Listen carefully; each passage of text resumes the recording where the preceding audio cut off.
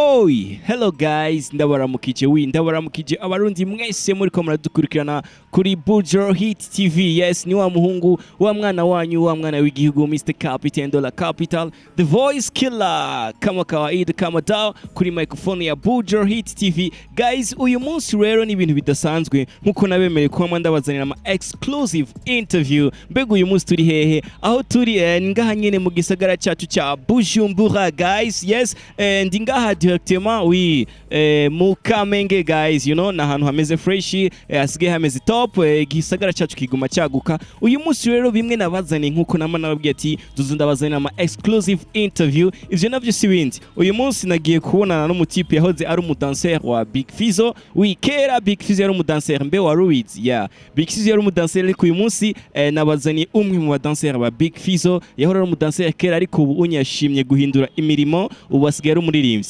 Byinshi muza kumenya kuri we ni byinshi bidasanzwe. Ndifuza kugumana nanje Mr. Captain de la Capital. Nyuma ya kamera uyu munsi ndi kumwe na Juma Jux kama kawaida BG de la Capital guys. Nkuko mubona Mr. Captain nambaye naberewe nambisiwe na Kmart shop, you know, ni shop iri hano nyine mu gisagara cha Bujumbura. Uyu ni mu bwiza 8e avenue numero 73.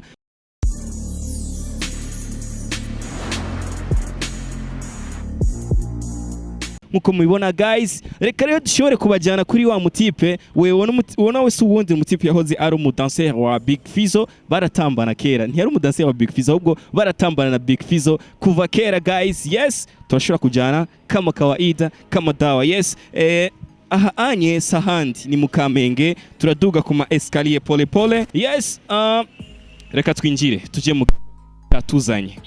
I'll see you. Yes, muri kano kanya rero namaze gushika hejuru, ku bantu mutarabona hejuru.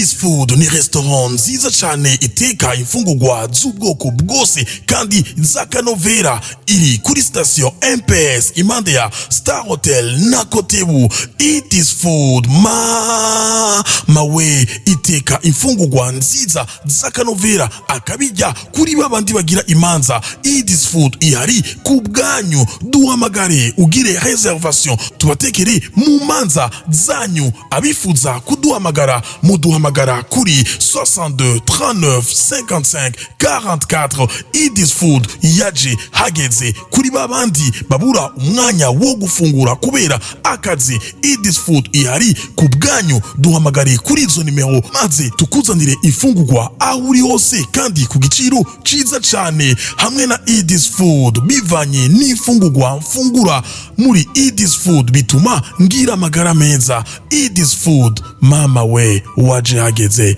uri baba lao. Mambo vipi bro? Safi sana bro. Uko fresh? Niko sawa kabisa na abana bo muji bavuga ati umeze neza? Yeah, ndameze neza sana. Yeah. Premièrement ndifuza ko ndamukiza abantu bariko baratwikirana abakunzi ba Bujo Hit TV muri kano kanya bro. Iyo ndabaramukije sana me. Muko fresh. Safi sana bro. Premièrement ndaryohewe kuba ndi kumwe nawe muri kano kanya nk'umuntu yahoze ari umudanser batambana na Big Fizzo. Aho kera Big Fizzo akiri umudanser. Yeah man, yeah. Asante sana, naje ndaryohewe kuba ndi kumwe na Bujo Hit TV. Enoma sana. Umunsi uri kugenda neza gamuta? Kama kawa ndugu yangu. Vitu viko fresh. Safi sana. Bavuga igisagara cyacu cha Bujumbura kirashushe man. Ya kirashubushe ariko ibintu bimeze neza, bivana n'ingene nawe wenyene umeze. Yeah. Ariko ama activity ariko agenda neza mtama. Je ndabona yuko ni fresh sana. Ni fresh sana kabisa yago. Premièrement ntarinze kujya kure, unapendeza mzee. Asante sana bro. Asante sana kabisa. Na wewe pia naona umekaza sana bro. Sana. Kama kawaida ni vitu kutoka kwa Kmart shop mzee. Noma sana, utanionyesha labda. Guys, muri kano kanya rero ndifuza kumenya byinshi kuri wewe, abarundi barifuza kumenya byinshi kuri wewe, barifuza kumenya bishasha wazanye. Tutarashika kure bro, ukiri umudanser wa mugitambana na Big Fizzo, okera ari umudanser, wamubona gute Big Fizzo? Yarazi gutambaga muta? Mbo yarameze bien sana. Yarabishoboye jya muniga. Nta kintu adashoboye. Ibintu byose bana anajitahidi sana. Ego. Anajitahidi sana. Yakunda ibintu byo kunyerera haka geste yakunda kugira ko kunama gutya. Kajya kaboro noma sana. Nubu unye karacakubita abantu beje. Ego, ndifuza kugira icyo mubwiye Big Fizzo muri kano kanya ariko araraba Buja TV. Nampenda sana na ninamheshimu pia. Namheshimu pia kabisa. Ujya no muri legend wacu. Dutegerezwa kumwemera no kumwubaha. Mu mbereho y'imisi yose akazi kawe ka misi yose burya usigaye wikorera udukiga muta? Mbo jewe kubisanzwe hanyuma yo kuba uyu munsi ndumuririmbyi ndakora n'akazi ko kumwa ndumukwafe. Ndakubita ikwafe kabisa abantu bakemera. Ego. Urakubita ikwafe y'amateka? Sana. Sana. Kipala freshi? No. Yo noma sana. Gipara ni nkakujya kwa Tupac, urashobora kumumwa umuntu nkakujya kwa Tupac? Uzurabe kidumu. Kubera Tupac wewe uyu munsi ntagihari, uzurabe kijya gipara cha kidumu. Nawe ndamaze kumukorera ko gatoyi. Uramaze kumwa kidumu? Sana. Acha kula mbere. Kweli kabisa. Byagenze gute umunsi wa mbere ubona kidumu aje muri salo yiwawe? Mbo ega ni kawaida tu, lakini unajua ni superstar. Unapashwa kidogo seme huyo mzee na mimi napashwa nimkubarishe ndamwemeze ndakese. Ego. Mumi gipara cy'amateka? Cy'amateka sana, tena arikubari sana. Akaye kajambo kidumu yakubwiye uhejeje kumumwa katumye yakwemeza ati kabisa umutipe ndamumoye kandi aranyemeye? Hari akantu ujya ni kidumu nyene urabyumva aca agenda agize akantu kumutse. Ujya n'umutama. Umutama w'amateka mwuramuba? Sana kabisa. Ko hariho byinshi biguma bivugwa kuri we kuri kidumu, biguma bivugwa cyane byinshi ati we ntacyo bikubwiye? Uko bigenda kose ujyanye nta gihinduka mani, aguma ari muri legend wacu. Dutegerezwa kumwubaha. Hajya umuntu yaguciriye inzira utamwubashe no kuvuga n'abazozi inyuma yiwawe ntibashobora kukubaha na wewe. Hajya igiti kigorogwa kikiri gito kandi inkoni izogucumbagiza mu butama uyirondera hakiri kare. Urabibona? No kuvuga rero kugira ngo tugire aho dushitse nuko tubanza kubaha kwanza bahadushikanye. Nuko bimeze. Uvuze ijambo ryiza ati igiti kigorogwa kikiri gito. Hari abajene benshi bakora ibintu bitandukanye, bakora ibintu bidasanzwe, bataha ijoro. Ugasanga n'umujene afise amamap, akaja mu kamamap ndibaza subwa mbere kumvise? Oya sijyambere kabisa. Ako nakantu kazwi cyane. Akajambo kamamap, ukajya kantu bibaza yuko anje ndifuza ko sigurira gatoye mamap nibikiga muti? Mbo nibaza yuko nyene arakantu abantu baba bazinanye ko komsa kugira ngo hari nk'ikintu runaka bateguye bagaca bagira akantu kumutse. Nawe urabizi noneho nabajyanye barabizi bongo. Noma sana bro. Noma sana guys. Yes, tutaraja kure tukiri hafi nyene ni tutacari mu ntango y'ikiganiro cyacu uyu munsi. Ndifuza yuko widondora we ko badukwikirana kugira bashobore kukomenya muri kano kanya. Jewe nitwa Uwimana Abdul Karim. Mu muziki nkoresha izina Abdul. Ugiye kuri YouTube yiwanje, Instagram, Facebook wanditse Uwimana Abdul Karim ucumubona. Uwimana Abdul Karim mu nyuma yo kuba uri umudanser mwahora mutambana na Big Fizzo, ubu unye waje kuba umuririmbyi? Sana. Kandi birashushe gose. Ntibisanzwe. Ni mani ni hatari kwa kabisa. Binjire YouTube barabe. Ni hatari. Utarashobora kugera kuri game yawe ya music, utarashobora gutangura kuririmba, nibihe bintu vyatumye wewe wiyumva yuko woshobora kuja muri game ya music? Sikujya kuntu ubona Big Fizzo mwatambana kera ukabona aragiye mu muziki arafashe base nawe ukashaka kuja mu muziki, canke ni impano wewe nyene ati Jeff impano? Mane jewe impano ndayifise na sana kandi kuva na kera. cyane impano yo kwandika. Mr. Me jewe nanditse wondondera ko ibindi labda wonkosora ibindi ariko kwandika ico ni ikintu ciwanje sana kandi no kuririmba ndabishoboye abantu nibagenda kuri YouTube bazobona neza ko ujya mutipe nawe arakaze. Ukoresha iyihe channel muri kano kanya nk'umuntu ariko araraba ati yumvise uvuze ati yuko nge kuririmba urabishoboye, iyo ukoresha iyihe izina kuri YouTube kugira ashobore kumva ubunyene yuko ushoboye kuririmba? Mbo uca uraba Uwimana Abdul kuri YouTube canke ukandika nk'izina ry'indirimbo. Ndafise ko indirimbo yitwa Uzonyica, ndafise yo indirimbo yitwa Ushaka gute, yaho hose urashobora kugenda ukabona ikintu. Yeah. Tutarashika kuri iyo ndirimbo, reka manzi mbaze igituma washimye kwitwa Uwimana Abdul kuri YouTube channel, niko yitwa? Yego. Mugabo hakiro hariho abandi baje biyita ngo ugasanga umuntu yitwa Boniface agasuka yita B-Face, ugasanga yitwa Mugisha Genial akace yitwa Double J, you know. None wewe byakugende gute kugira ugumane rigya zina giwawe man? Amen. Jewe kwanza ndubaha izina abavyeyi bamaye kubera niyumvira yuko misi yose ico umuvyeyi aguhaye camara umugisha. Kwanza mu bintu umuvyeyi atangura kuguha ukivuka n'izina ririmo, no kuvuga ni ikintu gikomeye cyane sinshobora kurihindura rero. Yeah. Niyo mpamvu washimye ati kuri YouTube yanje nzokwitwa Uwimana Abdul. Yeah, yego kabisa.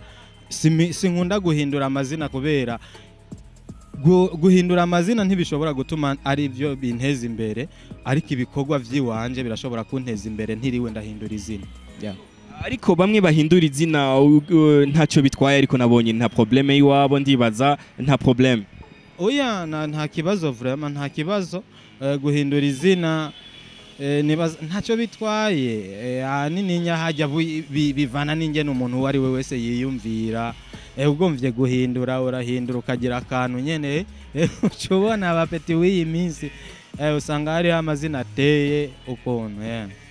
Kandi ndabemera sana. Ni ba délégué général. Ni vyiza ntaco bitwaye vra. Ni wiz designer. No masana wese unasikia ni hatari. Yes, umuntu ugasanga yitwa Belitra ariko muri game ya music yise Belly Music. Ni bon ariko vyiza bishobotse yuko baguma bazana ajya amazina y'abavyeyi, ajya n'amazina y'amachense. Ikintu uhawe ukivuka ajya n'ikintu gikomeye cyane. Safi kabisa. Ubona gute ururunganwa rw'umuziki ruje urunganwa rushasha ariyo generation nshasha ni gutera ubwoba wowe ugitangura kuririmbaga muto? Oya, ntibishobora kuntera ubwoba kubera burya umuntu wese afise carte yiwiwe. Mbo jewe ndafise uko nkora nuko niyumvira kuzokora, n'undi arafise uko yiyumvira kuzokora. Igikuru nuko twese tuba turiko turakora kandi dufise aho twifuza gushika. Yeah. Generation ntishobora kuntera ubwoba. Genda ndakaze.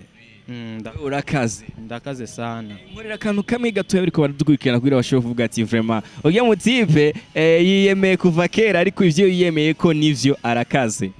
Wampinduye agasashe mu muyaga w'urukundo rwawe, narafashwe naracakiwe n'imbaraga z'urukundo rwawe, unjaniye ushaka simparira uranduza ukamanura uzonyica. Yeah. Ni petano mzee. Safi sana. Gabi sana. Yes guys, akubwiye ati noma sana kuko n'umwe mu baririmbyi bariko baraza bashasha muri game ya Buja Flavor. Niyo mpamvu navuze ati Mr Captain reka ndamuhe microphone ndamuzane kuri Buja Hit TV. Bega umwumva gute? Arakaze vy'ukuri nkuko yabivuze. Yandikira kuri commentaire guys. Bro urakaze mu bisanzwe. Asante sana. Ndabizi. Ndakaze jewe kabisa. Karirimbo uzonyica. Uzonyica. Kandi karirimbo wambwiye titre yako mbega kajya karirimbo urashobora kundimbira nako nyene gatoyi kuko gafite titre habura. Noma sana. Ushaka gute na karirimbo naririmbye ukuntu mugabo akenshi na kenshi simba ngomba kugasubiramo. Mugabo abantu bagende bakarabe by YouTube baca babona ikintu kitoroshe. Ati ushaka gute? Ushaka gute? Ubwo ntiwari ko wishura ubya muntu yaririmbye ati ngo ufise gute? urabizi mani muri game hariho challenge. Challenge ni nziza na cyane cyane iyo usanze abantu bazakira kubera umuntu adashobora kwakira challenge n'umuntu atari umuririmbyi. Na jewe challenge wongera ko iyo ariyo yose ni fresh sinanka. Ati ushaka gute? Nuko nyene uri kubibwira ndega mutama wanje. Uravye wumvirije indirimbo ugashira ku gutwi neza uzoca ubona akantu kameze neza nyene cibibona kuntu. Ariko nizere ko ari kubwira baba bigeme baba bashaka ibintu ukacumva ati ushaka gute? Umuntu arashobora kukubwira ati unamsemesha muta nakwambia toka ufise gute. Chumubwira ati none ushaka gute mani rega ibintu biriho mani uburundi bumeze fresh ucubona nawe nakwigora. Wewe umudada musohokanye nk'ahantu hameze neza nimba ari muri boîte canke musohokanye kuri restaurant kanaka canke muri bar kanaka akubwiye ati ufise gute umbwiye ati ushaka gute? Ushaka gute umuhica ashaka komsa ibintu bikagenda fresh. Hariho izindi ngeso ndibaza yuko nawe udakunda kubigeme bazana nizihe ngeso we umwigeme yazizanye iyo musohokanye muri ahantu sitakunezera wocu mutoka utanamusezeye inshuti yanje? Ingeso ntakunda nijya ngeso ahanini hariho nk'abigeme muri kumwe aca agomba novuga nko kuzana nk'ikintu atigeze aronka mu buzima bwiwe bwose agashaka ngo uce ugira akantu kumutse uwo munsi. Canke hariho n'abandi nabo bagoye cyane uyu munsi muba muri ngaha akaguma acunga telefone acunga ukabona arahagurutse aragiye urabye nabi aca gucika ndaki no masaha ntiyari bwajye inkoko ariko muri kumwe akagwira ati nivyo vyiwanje urabona nyenyenyenye ibintu nk'ivyo no masaha nabyo bashaka inkoko. Kandi cubona nyene yatanguye ayitaburana kandi ntukorako yose akubita wenyene ari iyo inkoko yonyene ufise uca wiyaranja basi ukamera rimwe nyene ukitahira no masaha. Ndifuza yikubwira ikintu kimwe abigeme bamenyera ivyo bintu bakunda iyo musohokanya kubwira ati ngo shaka lagu canke inkoko. Ico no babwira ubuzima bw'ubu buragoye kandi umusore agusohokanye utegerezwa kubanza kwitonda kubera hari igihe abasore b'iyi myaka kwanza abasore akenshi na kenshi nta mahera menshi baba bafise abatama nibo bayafise bayarondeye kuva kera twebwe tutaravuka mani nawe urabizi. Sasa rero urumva umusore uciye umurira umutahe n'inyungu byose probleme bro no masana mani no masana bro. Urumva akagusohokana ugaca ujya inyungu n'umutahe byose mani ni probleme mu birabe ba sister no masana afuma tumako basi afuma tumako brochette basi na compagnie basi akantu nkako nyene akantu kakakompanye nyene komsurumva ntiyo cajya ibintu vyomagaye kandi mu gihugu injya zihari umugabo arabe ntakubite yicaye ari abapima mu jisho no masana. Amatwa nsumira ngo ufise ikintu gishasha bro ufise ikintu gishasha uguriye abafans bakurikirana umuziki w'u Burundi apana abafans bewe gusa eka abafans b'umuziki w'u Burundi ico kintu kinumva kiriko kiramota amatwa nsumira kuko twebwe turakurikirana ibintu byinshi muri industry ya music ni ikihe gishasha tuzaniye inshuti yanje? Jewe naringize iminsi nturiye ntekereje cyane ndiko ndaraba ubuzima n'ubundi ariho ndirimbo naciye nkora ariko ndabwira abajene urunganwe rwanje unaona indirimbo yitwa agashashe agashashe niyo ndirimbo igiye kuza ndibaza nk'inyuma y'imisi 2-3 nzoba nahejeje kuyishira YouTube. Agashashe kabisa ni kintu irikiramota kandi izoza ni audio na video fresh sana. Audio yaramaze gukogwa yarahejeje gukogwa na video yarahejeje gukogwa hari utuntu gusa duto nyirindiriye kugira ngo cenda yishira habona. Atarakabanga audio yakozwe n'uhiye muhinyanyuzi Audio yakozwe n'umuhinyanyuzi ni muri studio yitwa Orion Music, Jojo Production na nuwo bita Eli Green on the beat. Nabo bayikoze. Video nayo izokugwa nande ga nshuti yanje canke yahejeje gutegurwa nande? Video yakozwe n'uwo bita Master K John Mabu, numu producer nemera agerageza bijanye n'uburyo mfise. Ego. Ati wewe kuri wewe nta kwiparatura nta kwishira hejuru ukoresha uburyo ufise.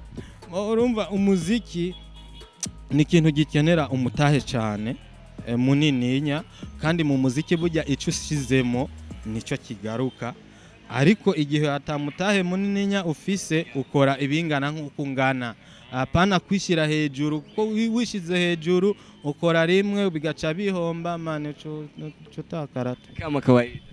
Ubuhe butumwa buri muri iyo ndirimbo numva yitwa Agasashe? Agasashe nagombye kuvuga ugwaruka. Urabona ko mw'iyi minsi turimo abajene barafise ikibazo gikomeye cyane cyo kudakunda kubaka ingo. Urabibona? Ingo rero ziragoye, usanga umengo umuntu niyubaka urugo bica vyanka gose. Sasa rero hariho ababireka ataburyo babuze bro. Wewe agashaka gusa kuguma hekenya abana yirira abana man, ni gukata hivi anamkura mtoto, akikata hivi anamkura mtoto, probleme bro. Kandi ntacabuze, niyo buri cyamugaburira, niyo buri cyamwambika, mugabo ugasanga ndo hivyo tena. Hayo nabandi rero usanga nyene ubuzima mane bubagora gatoye nyene baba batarafatisha umushiko. Uco bibona? Hariho n'abariko baranyumviriza biba bigoye, mugabo bafise ababebi babasumbuwa sana, nabo bantu nyene nagiye ndavuga gutyo honye, nibwo butumwa natanze mu iyo ndirimbo. Premièrement ntarushobora kugara ikiganiro kuko akanya mbona kariko karadusiga. Bakunzi ba Buja Hit TV, ndi kumwe na umwe mu bajane bakora game yawe ya music hano nyene mu gisagara cyacu ca Bujumbura, agerageza gukora ibintu vyiwe no gushobora gutanga impanuro mu ndirimbo ziwe akora. Tuti yanje nk'akajambo kagasunika rugyo wifuza kubwira abakunzi b'umuziki w'u Burundi ko barakaye? Ikintu nobwira abakunzi b'umuziki w'u Burundi ahanini novuga yuko bodushigikira ari umuririmbyi mushasha aje, ari aba legends abakoze umuziki kuva kera, ba Kidumu, ba Fizzo, ba Natasha, abantu nk'abo urabyumva bamaze iminsi mu muziki, ba Sadbi, ariko bakamenya yuko natwebwe turahari kandi dufise ivyiyumviro vyiza vyubaka igihugu. Bakadushigikira. Kandi ikindi naco urabona umuziki ahushitse, umuziki usaba mahera. Ashobora kugwa nk'akarorero, nk'ubu urashobora kuba udandaza, dufate ibiharage. Udandaza ibiharage ukaba ufise umufuko w'ibiharage mu Kamenge, nukuvuga naho biba ari vyiza 100%, mugabo akaba ata muntu abizi yuko bihari, ntudandaza. Uca usanga uwudandaje uwufise itoni 3 mu Kinama, ufise itoni 3 mu Kanyosha, ufise itoni 3 yegeranije igisagara cyose, ugasanga wewe ntacoronka. Nukuvuga iki rero? Bisigura ko natwebwe turakeneye abadufata mu mugongo kugira ngo turonke umutahe wo gukora vyinshi. Ntukore indirimbo imwe mu mwaka ugaruke abantu bakwibagiye. Kandi umuziki kibazo kira mutanga. Asante sana. Umuziki si ibintu vy'ubusuma canke vy'ubube gito, ni ikintu gitanga impanuro ku bantu, kandi ushizemo umutahe kujya wawushizemo urawugarukana. Abantu rero batwegere badufashe, gato karakura tuzoshika kure. Yes, bakunzi ba Buja Hit TV guys, wari kumwe na Mr. Captain Dollar Capital, The Voice Killer, nyuma ya kamera ni Juma Jukes kama kawaida, mu buhinga bw'ivyuma hariya umuntu atuma amalogo gumyabona ni CK Professional, CK Professional arakora ibintu vyiza cyane guys. Ego big up sana ku bantu mwama mudukurikirana anytime, big up sana kuri Juma Jukes nyuma ya kamera ni watuma Mr. Captain ushobora kumbona natagaze gutya. Big up sana kwa K Mars yambika Mr. Captain. Big up sana kuri directeur general wa Buja Hit TV. Yes, big up sana ku bamenyesha makuru bose ba Buja Hit TV. Big up sana ku bimenyesha makuru vyose biri hano mu gihugu cyacu Burundi. Mwubahwe kandi mwubahwe. Musaza, sezira abantu be kwatwikirana kuri Buja Hit. Yo, peace abakunzi ba Buja Hit TV. Mugire subscribe, like na share kandi mugende no kuri YouTube ya Abdul Uwimana mukora akantu kumutse tubandanye tuduga na Instagram turahari Uwimana Abdul fresh sana. Bansezere kuri kakarimba kagashasha kagomba kazi akapela gatoyi. Akaririmbo gashasha sinoba gatoyi pardon bazokaraba numusibo havuyemo uyu ni misi 2-3 fresh sana bazo. Titre yayo yitwa gutega mu Agasashe kabisa uko nyene agasashe. Hapana gafuko. Agasashe agasashe naho baziciye mugabo nizihari dukoresha nazone n'udusashe na problem Asante sana, big up sana, peace and love. Ciao.